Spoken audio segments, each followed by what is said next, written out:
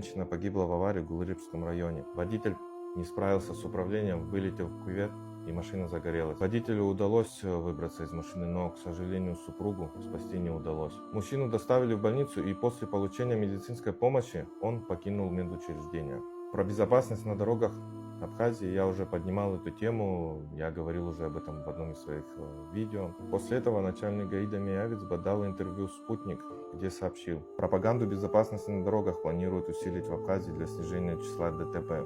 Мы видим, как по дорогам развешаны баннеры, мы видим видеоролики, которые распространяются в социальных сетях, в СМИ. Но еще он отметил кое-что важное. Кроме того, планируется установить камеры фото и видеофиксации на пешеходных переходах для выявления нарушителей ПДД и выпустить информационные брошюры для детсадовцев и школьников.